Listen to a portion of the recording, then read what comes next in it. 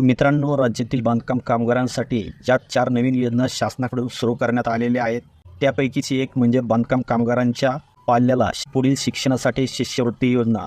ही नवीन योजना कशा प्रकारे आहे, याच्या अटी शर्ती काय आहेत, कागदपत्रे कोणती लागणार आहेत, याबाबतची थोडक्यात व सविस्तर माहिती आपण या व्हिडिओमध्ये पाहणार आहोत. मित्रांनो, बांधकाम कामगारांच्या पाल्यासाठी असणाऱ्या जुन्या शिष्यवृत्ती योजना बंद करून ही नवीन योजना राबविण्यासाठी शासनाकडून मंजूर करण्यात आलेली आहे. या नवीन शिष्यवृत्ती योजनेच्या अंतर्गत बांधकाम कामगारांच्या पाल्यांना वेगवेगळ्या गटांतर्गत शिष्यवृत्तीच्या अनुदानाचा लाभ देण्यात येणार आहे. राज्यातील जीवित नोंदीत सक्रिय बांधकाम कामगारांच्या पहिल्या 2 पाल्यांना यापूर्वी सुरू असलेल्या सर्व शैक्षणिक सहाय्य योजना बंद करून सुधारित नवीन शैक्षणिक सहाय्य योजना सुरू करण्यासाठी शासनाकडून मान्यता देण्यात आलेली आहे. या योजनेतील पहिल्या प्रकारानुसार इयत्ता 9वी उत्तीर्ण झाल्यानंतर पुढील शिक्षणासाठी बांधकाम कामगारांच्या पहिल्या 2 अपत्ये या योजनेकरिता पात्र असणार आहेत. मंडळाकडे पती पत्नी दोघेही नोंदणीत कामगार असल्यास केवळ एकच लाभ अनुदेय राहील. यापूर्वी मंडळाच्या E01 इयत्ता 1ली ते 7वी आणि 8वी ते 10वी सहाय्यासाठी पाल्यांनी लाभ घेतला असल्यास असे पाल्य सदरच्या लाभासाठी पात्र राहणार नाही. 9वी उत्तीर्ण झाल्याच्या दिनांकापासून गुणपत्रिकेवरील दिनांकापासून 1 वर्षाच्या आत योजनेच्या लाभाकरता अर्ज करण्यास पात्र राहणार आहेत. त्या मुदतीनंतर अर्ज स्वीकारण्यात येणार नाही.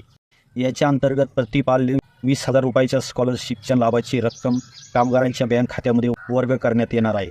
यासाठी आवश्यक कागदपत्रे: पाल्याचे आधार कार्ड, पाल्याची इयत्ता 9वीमधील शाळेचे ओळखपत्र, पाल्य इयत्ता 9वी उत्तीर्ण झाल्याची गुणपत्रिका. यानंतर या योजनेमध्ये समाविष्ट करण्यात आलेली दुसरी बाब म्हणजे इयत्ता 11वी उत्तीर्ण झाल्यानंतर पुढील शिक्षणाकरता प्रति पाल्यास 25,000 रुपयाचा लाभ मिळणार आहे.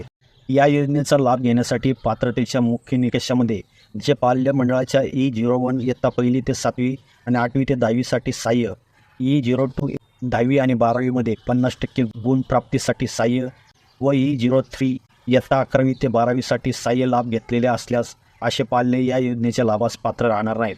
या योजनेसाठी इतर निकष आणि आवश्यक कागदपत्रे पूर्वीप्रमाणेच असणार आहेत. यानंतर वैद्यकीय पदवी सहाय्य योजना.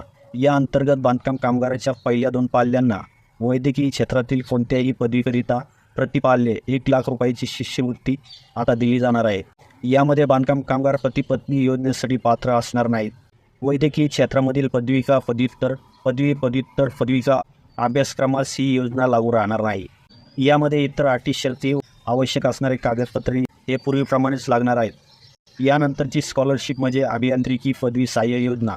पहिल्या 2 पाल्यांना अभियांत्रिकी क्षेत्रामधील कोणत्याही पदवीकरिता शिक्षण घेण्यासाठी शिक्षण सहाय्य म्हणून शिष्यवृत्ती देण्यात येणार आहे. याच्यासाठी देखील अटी शर्ती व आवश्यक असणारे कागदपत्रे हे इतर योजनेप्रमाणेच आहेत. यात काही अटी शर्ती वेगळ्या असल्यास किंवा इतर कागदपत्रे लागत असल्यास त्या तुम्ही व्यवस्थित पाहून घ्या. यानुसार प्रतिपाल्य प्रतिवर्ष 60,000 रुपये लाभाची रक्कम त्यांच्या बँक खात्यामध्ये वर्ग करण्यात येणार आहे. यानंतर निवासी सैनिक शाळांमधील शिक्षण सहाय्य योजना.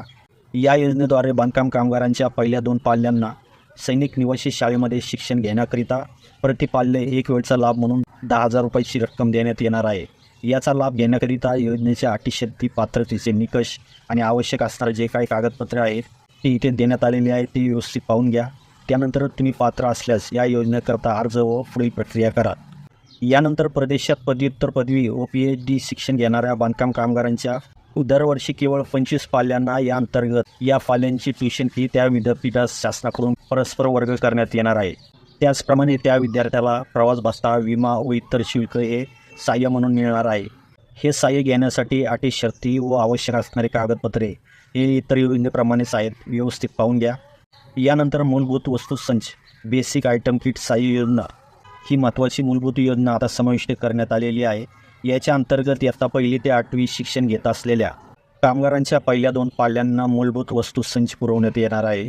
ज्याप्रमाणे कामगारांना इसेन्शियल किट किंवा भांडी वाटप संच दिला जातो, त्याचप्रमाणे विद्यार्थ्यांना देखील बॅग असेल, जेवण करण्यासाठीचा डबा असेल, पाण्याची बाटली इत्यादी प्रकारच्या वस्तूच्या संचाचे वाटप केले जाणार आहे.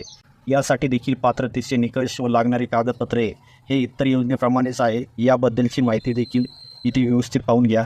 तर मित्रांनो, अशा प्रकारे ही शिष्यवृत्तीची महत्त्वाची योजना इतर योजनांचा समावेश करून ही योजना राबविण्यासाठी आता मंजुरी देण्यात आलेली आहे. ही योजना राबविण्याची प्रक्रिया केव्हापासून सुरू करण्यात येणार आहे, यासाठी इतर मार्गदर्शक सूचना, माहिती यासंबंधी लवकरच शासनाकडून एक GR निर्गमित करण्यात येईल. धन्यवाद.